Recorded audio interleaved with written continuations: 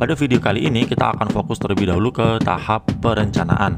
Pada tahap perencanaan ini, guru hanya perlu fokus meningkatkan kinerja pada salah satu indikator rekomendasi berdasarkan capaian rapor pendidikan. Dan di sini kita akan menemukan menu pengelolaan kinerja. Lalu kita klik tetap di sini.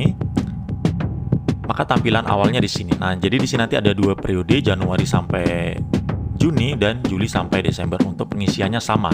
Kita dapat klik tombol mulai yang ada di pojok kanan atas ini untuk melakukan pengelolaan kinerja. Di tampilan saya di sini lanjutkan draft karena saya pernah membukanya. Tampilannya seperti ini. Kita di sini diminta untuk memilih salah satu indikator. Kita di sini dapat melihat rapor pendidikan kita mana yang perlu peningkatan di bagian ini. Kita di sini perlu berdiskusi dengan atasan melalui rapor pendidikan ini. Misalnya saya di sini akan melakukan peningkatan di manajemen kelas. Oke, klik saya mengerti. Kita pilih yang manajemen kelas.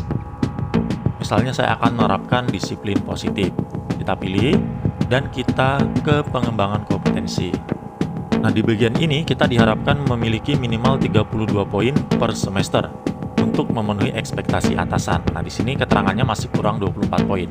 Jadi kita di sini dapat memilih beberapa rencana hasil kerja. Ini sama ya dengan yang ada di kinerja, ada bukti dukung, ada targetnya.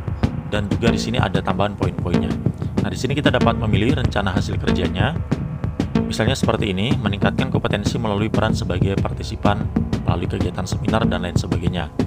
Ini kita pilih, bisa kita isi targetnya berapa kegiatan. Misalnya 2 kegiatan, nanti poinnya sudah 8. Kita di sini dapat menambahkan rencana hasil kerja untuk memenuhi yang menunjang indikator yang sudah kita pilih di depan tadi.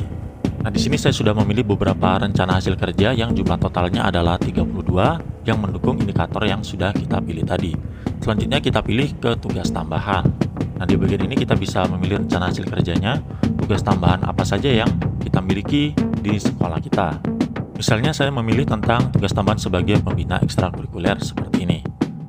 Kita juga bisa menambah lebih dari satu jika kita memiliki lebih dari satu tugas tambahan. Selanjutnya kita akan masuk ke dalam perilaku kerja seperti ini. Nah, di sini kita dapat memilih indikator berdasarkan aspek-aspek yang ada pada perilaku ini. Misalnya seperti ini. Indikatornya melaksanakan tugas dengan jujur, bertanggung jawab, cermat, disiplin, dan berintegrasi tinggi. Dengan perwujudan perilakunya melaksanakan pekerjaan dengan ketentuan. Kita ulangi langkah yang sama untuk semua aspek yang ada. Jika kita sudah mengisi seluruh aspek dan indikatornya, kita dapat masuk ke dalam rangkuman seperti ini. Nah, di sini kita akan melihat hasil kerja utama, yaitu RHK-RHK yang kita pilih tadi sampai minimal 32 poin. Lalu ada kerja tambahan dan juga ada perilaku kerja. Ini sama persis ya dengan yang ada di aplikasi e-kinerja kita. Lalu ini dapat kita klik simpan draft. Nah, saat ini tampilannya masih draft. Nanti ketika ini sudah berada di bulan Januari, maka tampilannya adalah lanjutkan ajuan ke atasan. Seperti ini ya, nanti akan ada lanjutkan ke atasan dan nanti status kita akan menunggu persetujuan atasan. Itu nanti kita dapat berkoordinasi dengan kepala sekolah untuk menyetujui rencana hasil kerja yang akan kita laksanakan pada semester ini.